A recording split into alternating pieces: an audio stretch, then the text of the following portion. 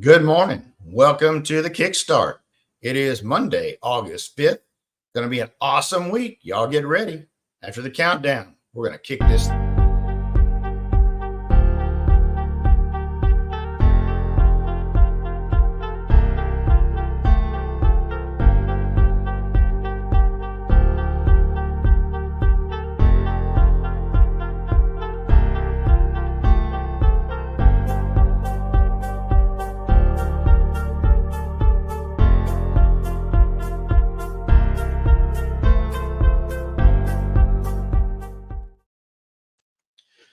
All right. Good morning, everybody. Hope everyone is having a blessed Monday morning.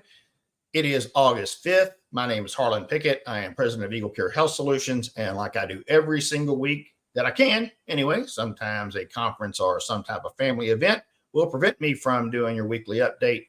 But most of the time, you can catch me here 10 a.m. Central Time every Monday morning. All right. One other thing I want to remind you of, if you missed last week's Why Does Healthcare Suck? It was on Thursday. You missed a heck of a show. You can go look me up on LinkedIn and go to the events and be sure and look at that. We talked about some of the secrets of women's health. We had Dr. Corinne Glover on with us, and man, she knocked it out of the park with some outstanding information. Whether you're male or female, you want to hear this. Whenever I attended her session at NABIP's annual conference in Chicago, I was blown away by all the information that she shared, and immediately asked her afterwards if she would be willing to be a participant on the Why Does Healthcare Suck series, because there's so much information to unpack there. Anyway, if you haven't had a chance to look at that, please go out there and take a gander at it, because I think you will be really surprised at some of the information that you learn there. Once again, doesn't matter male or female, you're gonna really gather some information from there. All right, so let's jump right into this thing. Public trust in physicians and hospitals plummets. Wow. So I was pretty shocked when I came across this particular survey, this study that was done by the JAMA Network. And it was published on the 31st of July. And in this, it showed that the trust in physicians and hospitals has declined from 71.5% in 2020 to just 40.1% in January of this year. My gosh, what an incredibly horrible plummet there when you think of that. Oh man, 31.4% decline in the public's trust of physicians and hospitals. Now, this wasn't just a couple of people that they talked to. I mean, this was a survey done. This is 24 different surveys that were done of 443,000 people here in the United States. I mean, that's just nuts. And one of the comments from the authors said, we found that trust in physicians and hospitals decreased throughout the COVID-19 pandemic across all socio-demographic groups. So this wasn't just one group of people that said, oh, it's not as good, or I don't trust somebody. This was across all of your socio-demographic groups. Pretty amazing stuff when you think about it. Now, as you're out there in this world, I mean, maybe you yourself feel it. You feel that. You felt that battle that was going on, and the way that hospitals, the way that physicians were treating people and talking down to people, and just overall the negativity that was coming from that side.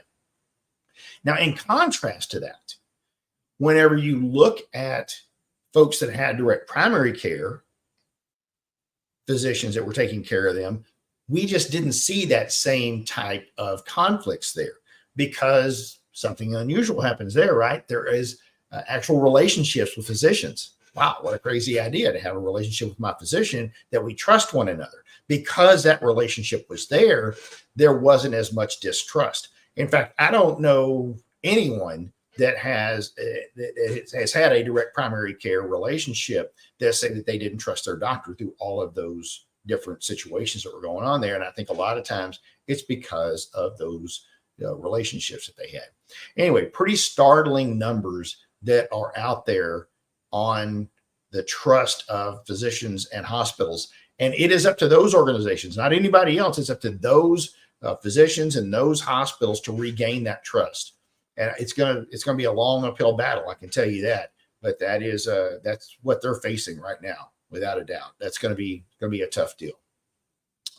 All right, Amazon. Hey, we talk a lot about some of these what the mainstream media likes to call disruptors, and they fail one after another. Walmart's not doing it anymore. I mean, Amazon's already failed once in their deal with JP Morgan Chase and Berkshire Hathaway, but they've jumped back into it again.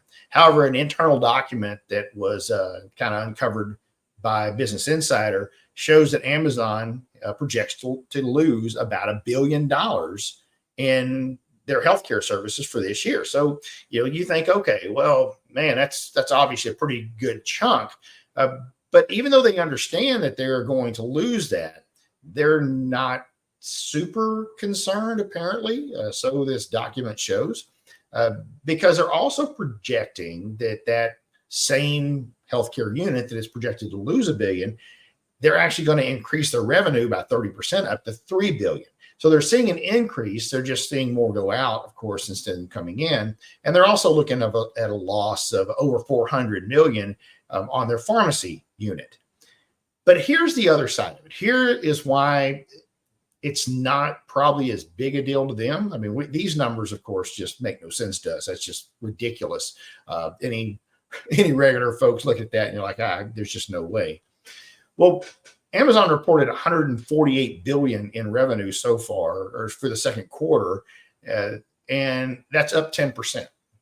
So their revenue is actually up 10% over a year. Even though they're losing $1 billion there, they're just not, it's a drop in the bucket. Their whole healthcare side is just a drop in the bucket. In fact, their net income increased to $13.5 billion in the second quarter.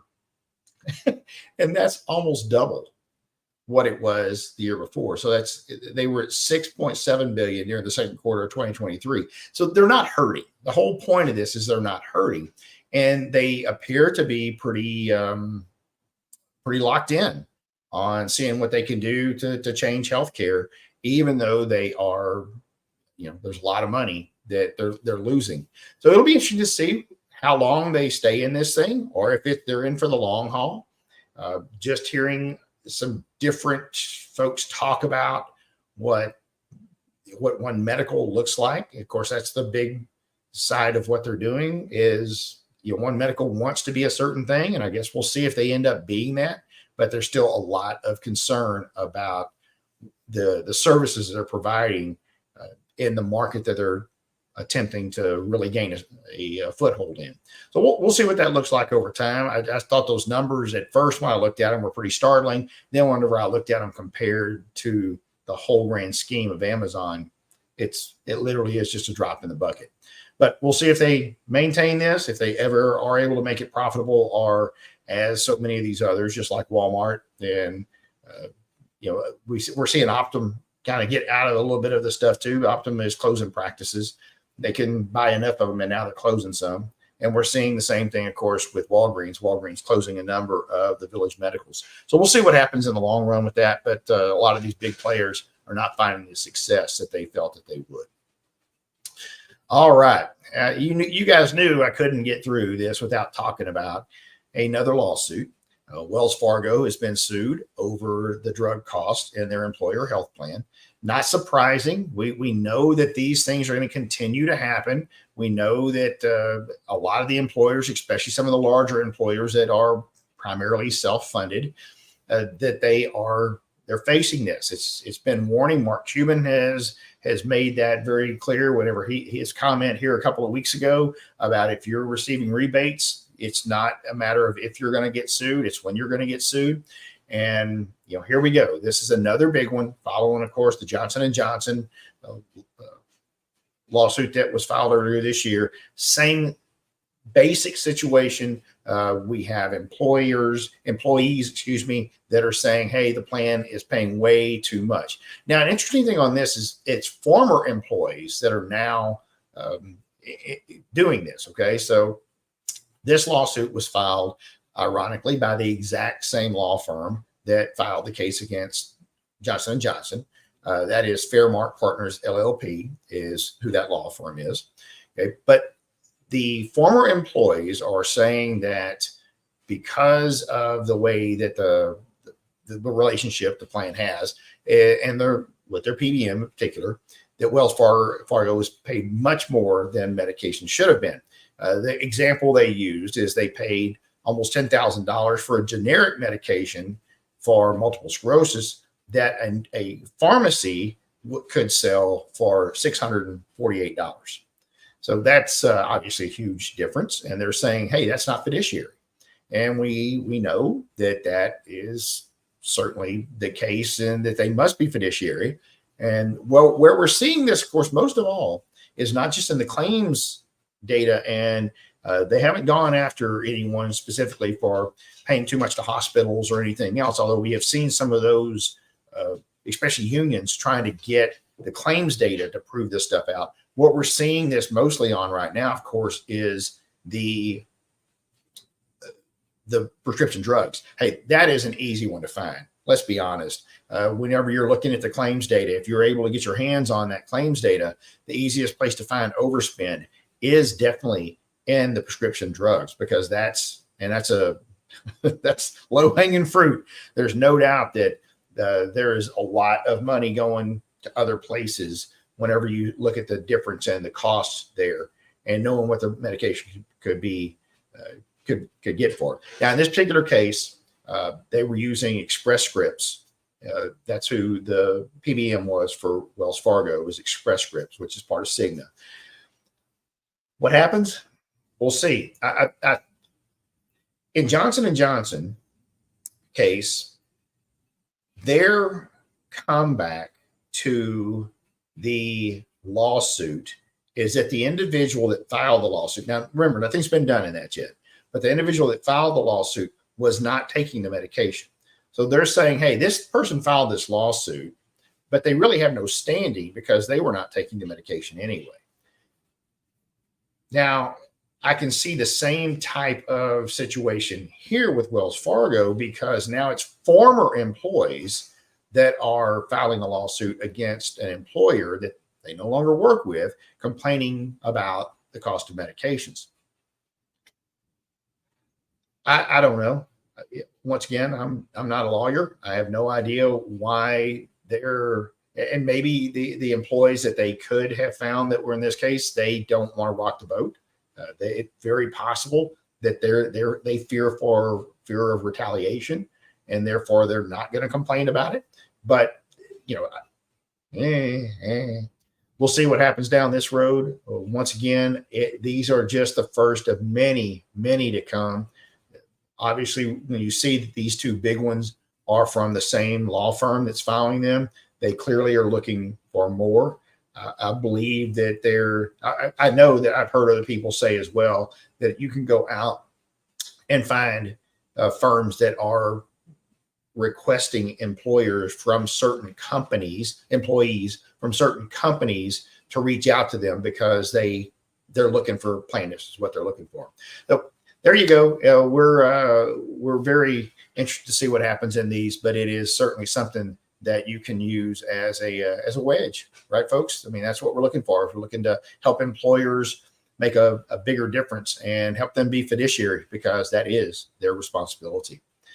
All right, one other thing that you're not going to see in the news, but I wanted to talk on real quick, and that is the Department of Labor has decided to provide some guidance on how medical cost sharing can be contributed to by employers.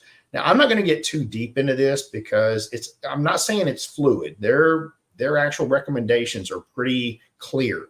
But if you're an employer out there, or you work with some medical cost sharing companies, and some of your employers have received a letter from the Department of Labor about these things, you may be very concerned and you may have lots of questions. We have some answers. I'm not saying we have all the answers, but we certainly have some answers on what this looks like and what actions you may need to take. without having to go into a giant monologue here of everything that is impacted, I will ask you just to reach out to me, because I would love to just kind of explain what it's going to look like and some of the actions that you may need to take as the consultant, as the broker, as the agent, as the employer, whichever your role is in this. If you are working with medical cost sharing, you are impacted by this if you're making any type of contribution whatsoever. So that just wanted to bring this to your attention. This was brought to our attention last week. It has not been widely publicized, but it will be.